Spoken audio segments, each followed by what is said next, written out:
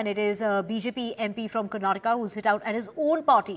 We're talking about Ramesh Channappa, who says that he was ignored by his own party as he is from a scheduled caste community, not considered for a cabinet berth. Channappa, who has been a 7-term MP. So he is, bringing about a big charge against his own party, saying that he was being ignored because he is from the scheduled caste, despite being a 7-time MP, but he hasn't been considered for the rank of minister. He has gone on to say that he's very pained by the support that the BJP is not extending towards the scheduled caste.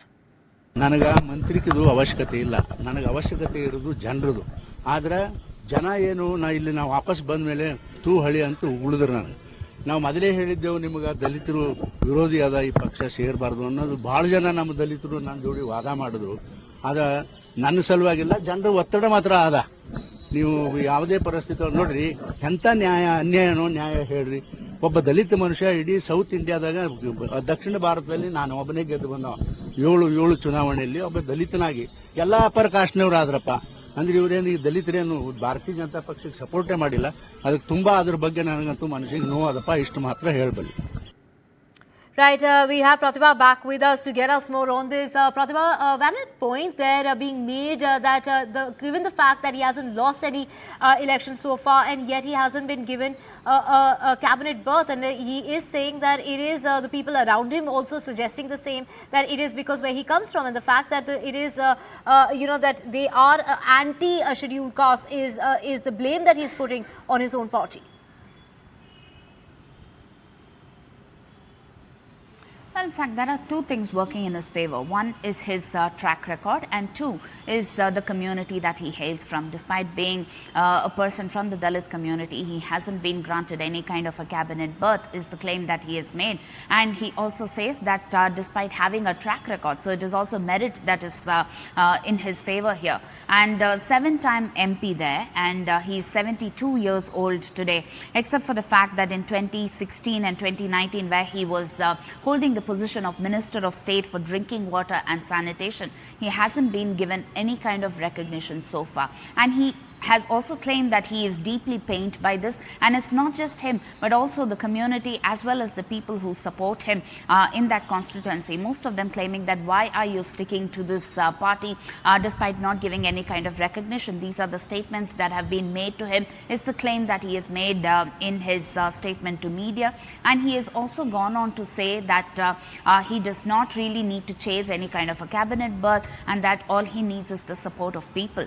But then there is a definite resentment in his voice with his statements like he is deeply pained. We'll have to wait to see what kind of reactions that we would pick up from the BJP, but we are told that there is a press conference that is organized by the Karnataka BJP chief today. So all eyes are on the reactions and the kind of the political face-off that this would trigger between the Congress and BJP, especially in the political corridors of Karnataka. Back to you. Right, of course he's gone on to say that there's a lot of pressure from people around him, asking him why is it that he hasn't been given a cabinet berth, given the fact that he has never lost an election.